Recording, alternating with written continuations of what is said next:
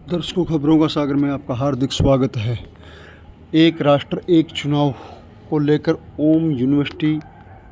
हिसार में एक सेमिनार का आयोजन किया गया, जिसमें हरियाणा प्रदेश के जन स्वास्थ्य एवं लोक निर्माण मंत्री रणबीर गंगवा मुख्य अतिथि के रूप में पहुंचे, जबकि भाजपा हांसी के जिला अध्यक्ष अशोक सैनी तथा पार्टी की ओर से प्रवक्ता वेदपाल अधिवक्ता भी पहुंचे, जिन्होंने अपने विचारों को साझा किया। वहीं विश्वविद्यालय के कुलपति डॉक्टर पुनीत गोयल ने एक राष्ट्र एक चुनाव के फायदे के बारे में भी जिक्र किया। उन्होंने कहा कि एक राष्ट्र एक चुनाव होगा तो देश को अत्यधिक लाभ मिलेगा, देश की गति विकास कार्यों में तेज होगी। उन्होंने समझाने का प्रयास किया कि हर संस्था ऐसे सुझाव लिख करके प्रधानमंत्री को भेजे, ताकि जो रामनाथ कोविंद रिपोर्ट है उस पर सबकी सहमति बने और एक देश एक राष्ट्र चुनाव होने से सभी को लाभ मिल पाएगा। जबकि कार्यक्रम में पहुंचने पर सतबीर वर्मा पूर्व चेयरमैन का भी यहाँ स्वागत किया गया और आए हुए अतिथियों को स्मृति चिन्ह दे करके ओम विश्वविद्यालय के कुलपति डॉक्टर पुनीत गोयल, डॉक्टर पूनम गोयल सहित विश्वविद्यालय परिवार की ओर से भी आए अतिथियों को सम्मान देने का काम किया गया।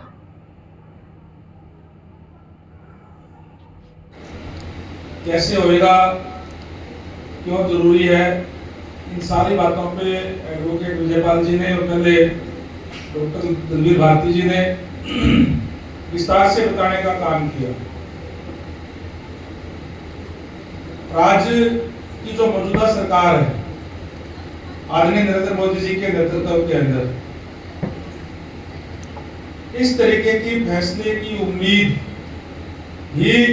ऐसी सरकार से की जा सकती है जो निर्णय लेने की क्षमता रखती है।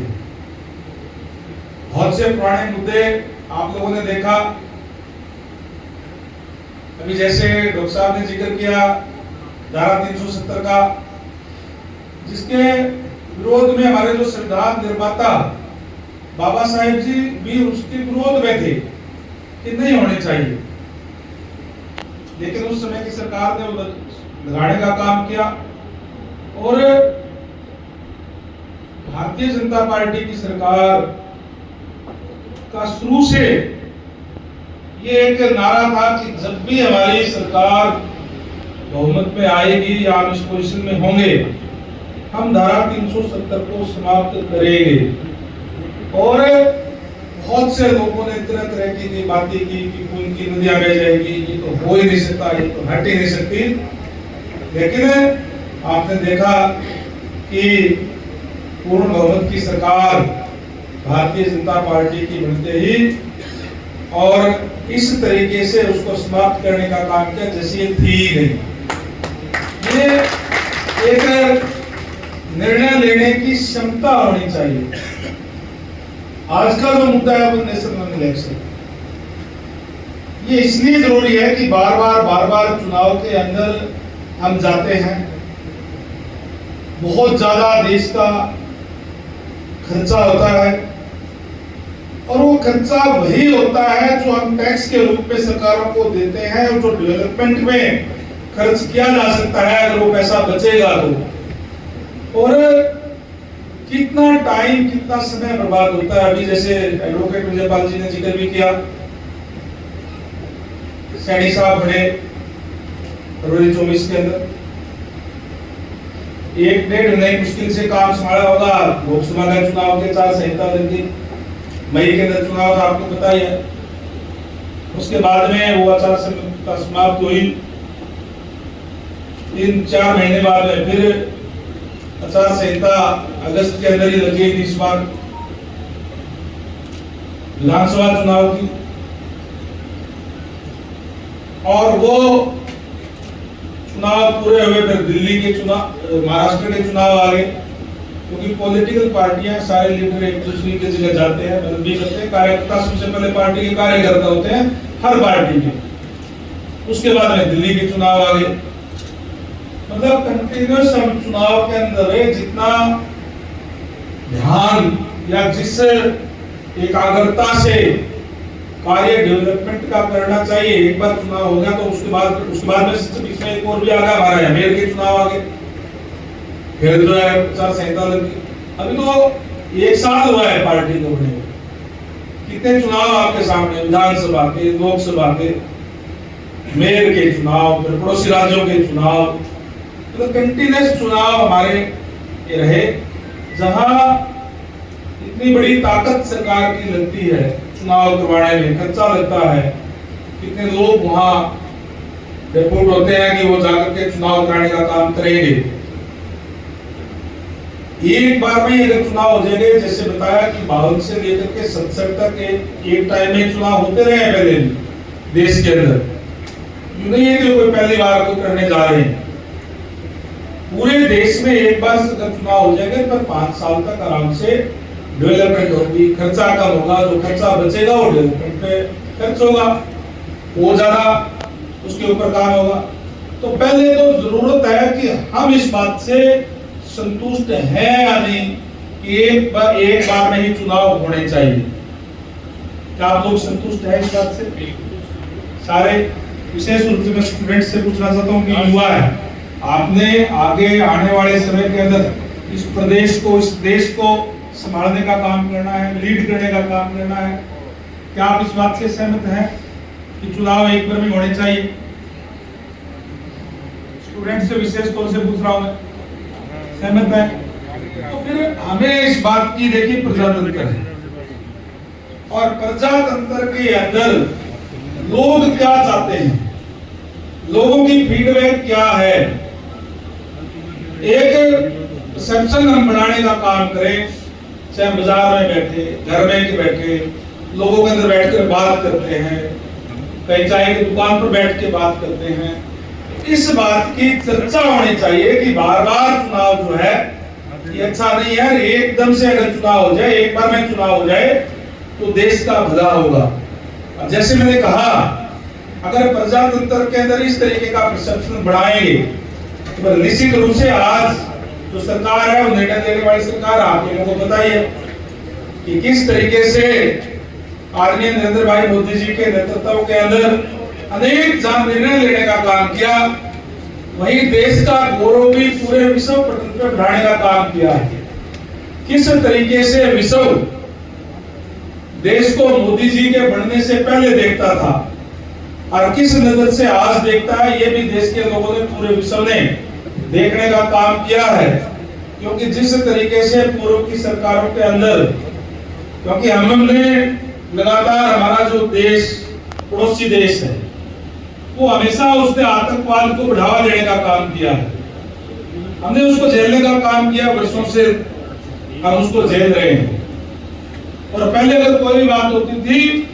पूर्व की सरकारों के अंदर, तो हमारे यहाँ की सरकार, हमारे प्रधानमंत्री यूएनओ के अंदर कहते थे कि हमारे साथ ये हो गया, वो हो गया, यूएनओ को कदम उठाना चाहिए। लेकिन आदरणीय नरेंद्र मोदी जी ने जिस तरीके से प्रधानमंत्री बनने से पहले कहा था कि मैं ना आंख उठा के बात करूंगा, ना आंख झुका करके बात करूंगा, आंख में आंख मिला करके बात करूंगा, कोई भी, किसी भी, कोई भी राज्य हो, कोई भी देश हो। और उन्होंने वो करके दिखाया कि जब भी कोई इस तरीके की घटना हुई, घर के अंदर घुस करके सर्जिकल स्ट्राइक करने का काम किया। अभी हमने देखा कि पहलगाम की घटना हुई, और इस पहलगाम की घटना के अंदर जिस तरीके से हमारे सैलानियों पे, निहत्थे सैलानियों को धर्म पूछ करके मारा गया, उसके बाद पूरा देश पूरे गुस्से के अंदर, हर आदमी दुखी था, परेशान था। और आदरणीय नरेंद्र भाई मोदी जी ने पूरे विश्व को एक संदेश देने का काम किया अगले दिन कि हम आतंकवादियों को बहुत कड़ी सजा देंगे, इतनी कड़ी सजा देंगे कि उन्होंने कल्पना भी नहीं की होगी। और मैं समझता हूं कि 7 मई को ऑपरेशन सिंदूर चला करके इसका नेतृत्व भी हमारी जाबाज महिला सैनिकों ने करने का काम किया और 100 किलोमीटर तक अंदर जाकर के एक साथ 9 आतंकी ठिकानों को नष्ट करने का काम किया। मैं समझता हूं कि इतना उन्होंने सोचा भी नहीं होगा। तो इस तरीके की सरकार, इस तरीके का नेतृत्व आज हमारे पास है, तो निश्चित रूप से जिसमें निर्णय लेने की क्षमता है और जिससे देश का बहुत समय जो डेवलपमेंट में खर्च होना चाहिए वो बचेगा, जो बहुत खर्चा होना चाहिए वो बचेगा। इसलिए हम सबकी जिम्मेदारी है कि इस तरीके का फीडबैक जनता से जाना चाहिए। इस तरीके के लोगों में जहां भी हम बैठते हैं, जहां भी हम चर्चा करते हैं, तो ये चर्चा होनी चाहिए कि हमारा जो है एक साथ जो सारे चुनाव होने चाहिए। तो फीडबैक जाएगा तो निश्चित रूप से ये कार्य होगा, तो बहुत अच्छा निर्णय ये देश हित के अंदर होगा और जो ये सरकार जो है निर्णय ले सकती है। तो आज विशेष तौर से इसी बात की चर्चा करने के लिए, आप लोगों से बातचीत करने के लिए, एक दूसरे से विचार साझे करने के लिए, एक दूसरे की राय क्या है वो जानने के लिए इस तरीके की गोष्ठी का आयोजन किया गया है। और इन गोष्ठियों का कॉलेजों के अंदर, यूनिवर्सिटीज के अंदर और जो हमारे जो संस्थाएं हैं वहां जगह जगह इस बात के अभी ये गोष्ठियां चल रही है। मैं तो आप लोगों से फिर एक बात यही कहूंगा कि जहां भी रहते हैं, गांव में रहते हैं, शहर के अंदर रहते हैं, वार्ड के अंदर रहते हैं, लोगों से जब चर्चा करते हैं, लोगों से जब बातचीत करते हैं, तो निश्चित रूप से हमें इस बात की चर्चा करनी चाहिए कि एक देश के चुनाव अगर होंगे, एक बार में ही हमारे यहाँ लोकसभा का, विधानसभा का, नगर पालिका का और पंचायतों के चुनाव हो जाते हैं, तो फिर लगातार 5 साल तक आराम से कार्य होंगे, कोई चुनाव की कोई किसी तरीके की बात नहीं होगी। हमारे यहाँ प्रजातंत्र है, प्रजातंत्र के अंदर वैसे तो स्वस्थ प्रजातंत्र के अंदर कोई सरकार अगर अच्छा कार्य करती है तो विपक्ष को भी उसकी प्रेज करनी चाहिए। लेकिन आज मैं तो दुर्भाग्य कहूंगा देश का, प्रदेश का इस टाइप का है, कोई भी अगर अच्छा काम करते हैं उसमें भी सवाल उठाने का काम करते हैं, उसको भी विरोध में उसके बात करने का काम करते हैं। इसलिए हम सबको आज आम जनता को मिलकर के इस बारे में एक कदम उठाना होगा, क्योंकि विपक्ष का काम तो केवल और केवल विरोध करना है। इन्होंने तो धारा 370 हटाई तो भी विरोध करने का काम किया, राम मंदिर निर्माण की बात आई तो भी बोले तो बन नहीं सकता, उसका विरोध करने का काम किया। इस तरीके के अनेक, अगर कोई भी देश हित के फैसले जब भी सरकार ने लेने का काम किया तो उन्होंने विरोध करने का काम हमेशा ही किया है। इसलिए हम सब की जिम्मेदारी बनती है, एक जिम्मेदार नागरिक होने के नाते इस देश के, देश हित के अंदर कोई चीज हो तो उसका हम प्रचार प्रसार करने का काम करें, हम ज्यादा से ज्यादा उस तरीके का माहौल बनाने का काम करें ताकि सरकार, इस बात सरकार तक ये सारा फीडबैक जाए और आदरणीय नरेंद्र मोदी जी जो देश को लीड करने का काम कर रहे हैं वो इस तरीके का फैसला ले कि एक देश एक चुनाव हो और इस देश के भले के लिए, ये कोई राजनीतिक किसी पार्टी के लिए नहीं। देखिए भारतीय जनता पार्टी जो कहती है वो करती है,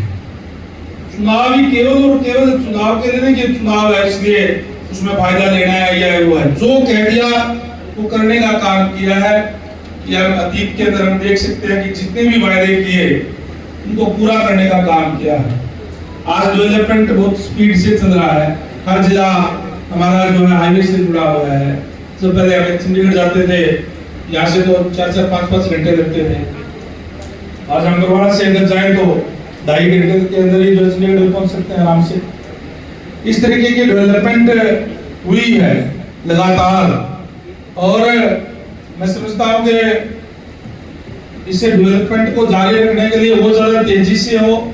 इस देश हित के लिए जो आज का मुद्दा है इसका हमें एकजुट होकर के इसका समर्थन करना चाहिए। जिस तरीके से अभी कहा कि जो भी हमारे प्रस्ताव पास करते हैं, हम अगर बाजार में रहते हैं तो जो बाजार की हमारी जो एसोसिएशन बनी हुई है उससे भी प्रस्ताव जोड़ने का काम करें। हम गांव में रहते हैं तो सरपंचों से ग्राम पंचायत से जो है प्रस्ताव भिजवाने का काम करें। हमारा यूनिवर्सिटी केंद्र है तो यूनिवर्सिटी केंद्र से भी एक प्रस्ताव जो है इसके समर्थन में जाए। हम कोई कॉलेज में पढ़ते हैं तो कॉलेज से भी